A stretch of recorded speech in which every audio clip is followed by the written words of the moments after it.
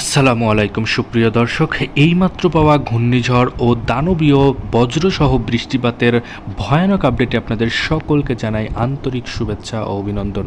বন্ধুরা, আজকে মঙ্গলবার 27শে মে, আজ সকাল 6টা থেকেই বিক্ষিপ্ত পরিমাণের ভয়ানক আকারের ঘূর্ণিঝড় শুরু হয়ে গিয়েছে বঙ্গোপসাগরের ওপরে। সেটার একটা তথ্যচিত্র আপনারা কিন্তু এখানে দেখতে পাচ্ছেন।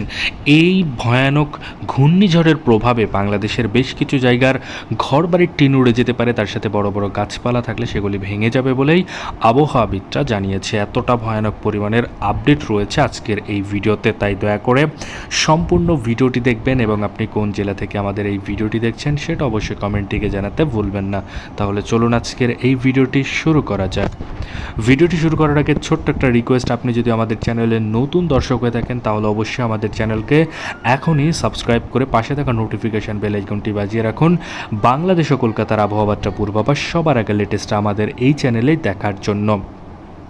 তাহলে চলুন দেখা যাক বঙ্গোপসাগরের ওপরে ঘূর্ণিঝড়ের প্রভাব কোথায় কোথায় পড়তে পারে সেটার একটা বিশেষ আপডেট চলুন দেখা যাক। তো প্রথমে আমরা দেখতে পাচ্ছি মঙ্গলবার সকাল 6টা থেকেই পঞ্চগড় থেকে শুরু করে ঠাকুরগাঁও, দিনাজপুর, রংপুর, বালুরঘাট, চড়াগাছড়, রাজীবপুর, এছাড়াও আমরা দেখতে পাচ্ছি সিলমারিয়া, পিরোজপুর, বিরামপুর এবং লালমনিরহাট, জলঢাকা, দেবীগঞ্জের আশেপাশে দিয়ে ভয়ঙ্কর আকারের ঝড় বৃষ্টি এবং আমরা দেখতে পাচ্ছি বজ্রসহ বৃষ্টিপাতের সম্ভাবনা রয়েছে।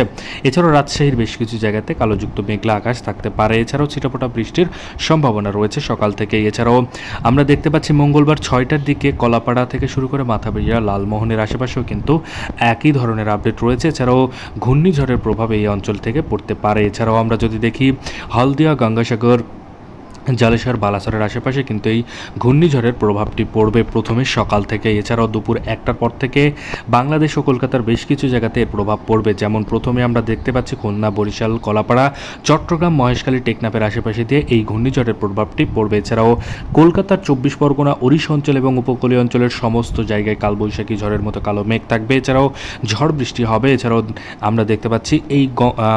আমরা দেখতে পাচ্ছি বঙ্গোপসাগরের ওপর যে ঘূর্ণিঝড়টি রয়েছে সেই ঘূর্ণিঝড়ের প্রভাবটি এই অঞ্চল দিকে পড়বে বলে আবহাওয়াবিদরা জানিয়েছে।